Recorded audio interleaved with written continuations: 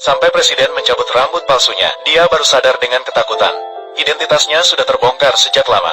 Setiap hari di depan presiden, berpura-pura menjadi tomboy. Tanpa disadari, dia sudah terbongkar. Ternyata beberapa hari yang lalu, dia diam-diam menghadiri pesta ulang tahun temannya. Dia yang selalu berhati-hati. Setelah 3 gelas minuman, dia langsung ganti pakaian.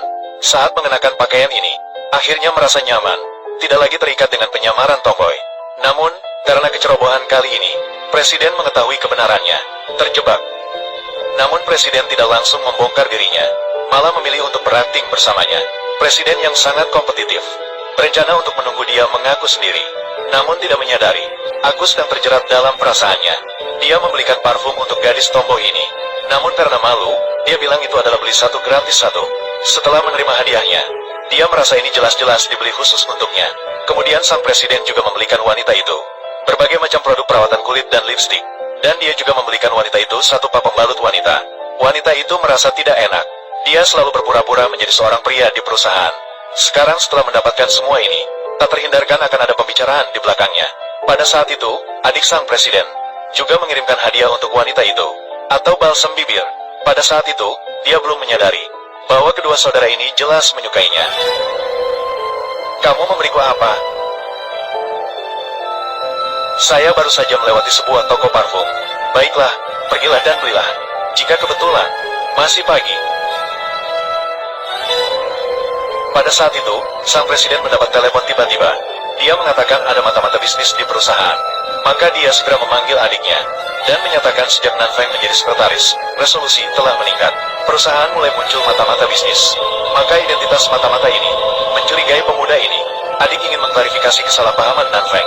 Maka dia meminta CEO untuk melihat rekaman. Seketika keduanya tertawa terbahak-bahak. Adik bahkan menyatakan dia hanyalah gadis bodoh. Bagaimana mungkin dia mata-mata bisnis? Bodoh, Yinyin. Aku ingat kamu. Kamu tidak mengenali. Kamu punya kertas itu. Aku meminjam kertasmu. Aku percaya padamu. Kamu sibuk. Ketika pulang kerja, CEO tiba-tiba dia bilang ingin mengantarnya pulang. Dia tidak pernah menyangka sebagai sekretaris pria mendapat perlakuan seperti itu. Saat CEO mengikatkan sabuk pengaman padanya, ini adalah momen terdekat dalam sejarah mereka. Jarak terdekat membuat detak jantung keduanya berdegup kencang seketika. Saat mata mereka bertemu, ada sedikit rasa cinta di mata mereka masing-masing. Setelah kembali ke rumah, dia sulit tidur, tidak bisa dipahami sepenuhnya. Apa maksud pria ini? Dia mengirim parfum dan membeli hadiah lagi. Dia pikir presiden suka pria. Namun pada saat ini, ibunya menelepon dan memberitahunya.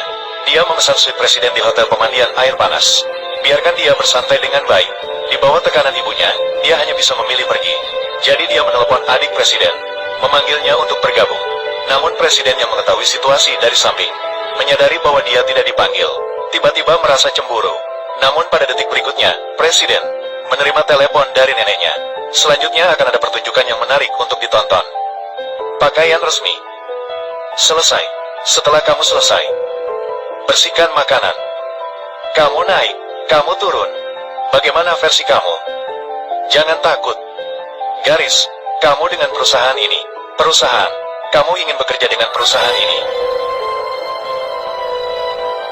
Saya tidak bisa mengerti. Kamu akan membuat kita baik-baik saja.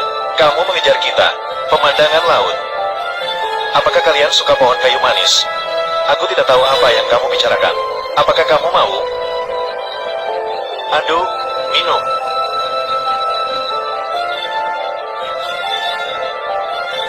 Kamu tidak boleh begitu. Kamu tidak boleh. Bisa. Jadi kalian semua hidup di bumi yang bersih. Saya memberikanmu produk kualitas tinggi. Aku akan mengembalikan pakaian itu padamu. Barang, terima kasih banyak. Barang yang bagus. Terima kasih atas pakaian ini. Sapu, kamu gugup ya? Kamu keras kepala. Ah, saya merasa tegang. Kami makanan. Jantungku berdebar kencang. Jantung berdebar. Oh, kalau begitu, istirahatlah dengan baik. Tidak bisa begitu. Nama orang. Saya bergabung. Menangis. Langsung saja. Mungkin. Apa yang sedang kamu kerjakan? Kamu.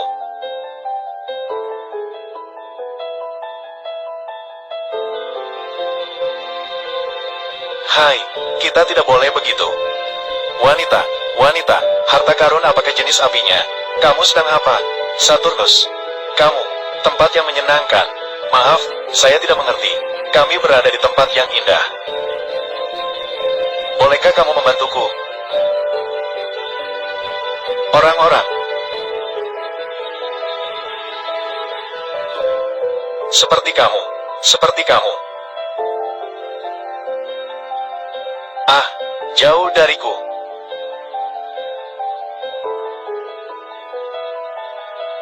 Bukit rumput. Daerah rumput. Selesai. Aku. Apakah terlalu cepat untuk tinggal bersamamu? Saya membeli 10. Oh, tidak terlalu kecil. Apa yang terjadi? Masih menemukan. Kamu tidak apa-apa. Kamu baik-baik saja. Nenek berkata, anak itu namanya apa? Saya tidak tahu. Apa? Saya tidak tahu. Tidak boleh. Kamu tidak tahu apa-apa. Kamu tanyakan nenek.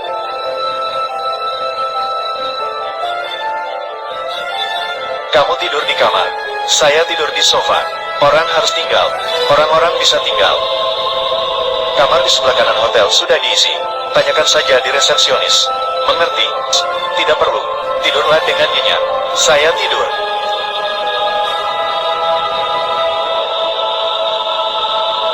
Sangat menakutkan. Kamu bilang apa? Kakak perempuan, Lin, seperti biasanya denganmu, dengan suamimu. Apa? Selesai. Kamu dan suamimu tinggal dalam satu kamar. Suamimu tidak